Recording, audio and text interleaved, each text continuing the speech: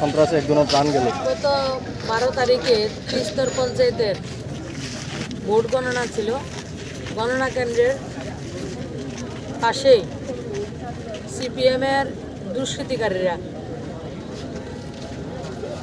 30-35 জন দুষ্কৃতিকারী কাঠালিয়া ব্লকের নিচে, যারা বিশেষ করে ধনপুর বিধানসভারও না, বাইরের লোকেরা ছিলেন, সোনামুড়া বিধানসভার বাইরের লোক ছিলেন, বিভিন্ন জায়গা থেকে সিপিএমে যারা পেশাদারী দুষ্কৃতিকারী বিগত 25 বছর মানুষকে নির্যাতন করেছেন, তোলাবাজি করেছেন, মানুষকে খুন করেছেন, এই ধরনের দুষ্কৃতিকারীকে সিলেকশন করে 30-35 জনের একটা টিম তৈরি করে কাঠালিয়া ব্লককে দখল করার জন্য ওনারা গেছেন।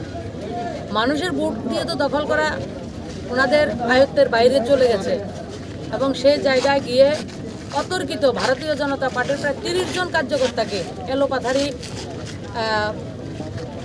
ভুজালি দিয়ে, কখনো বিয়ারের বোতল ভেঙে, ইটি দিয়ে এবং লোহার রড দিয়ে তাদের উপর অতর্কিতে আক্রমণ করেছে, যেটা পুলিশ পাহারায় ছিল।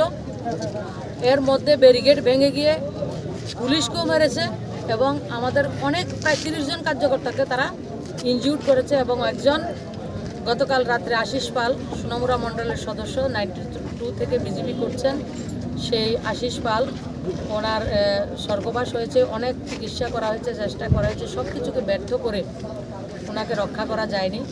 আমি শুধু এটুকু বলবো, সিপিএমে থাকবে, ওরা মানুষ হবে না কখনো।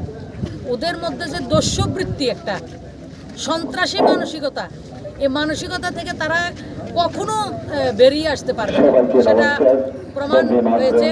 সমস্ত গোটা ভারতীয় জনতা পার্টির শোক সন্তপ্ত পরিবারের প্রতি, শোক সন্তপ্ত যত পরিবার রয়েছে, কার্যকর্তারা রয়েছে, তাদের প্রতি আমি অনুরোধ করব, এখন আমাদের ধৈর্যের সময়।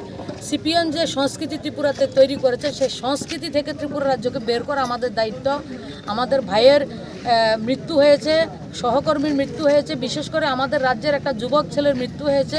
আমি প্রতিমৌখিক সংকল্প করছি যে যতক্ষণ অবধি গণতান্ত্রিক পদ্ধতিতে যারা এ হত্যালীলা সংগঠিত করেছে, আমরা দিনের আলোতে সবাই দেখেছে কারা কারা ছিল, তাদেরকে যতক্ষণ পর্যন্ত গণতান্ত্রিক পদ্ধতিতে শাসন প্রশাসনের মাধ্যমে শাস্তি না হবে, ততক্ষণ অবধি আমরা শান্তিতে বসবো না।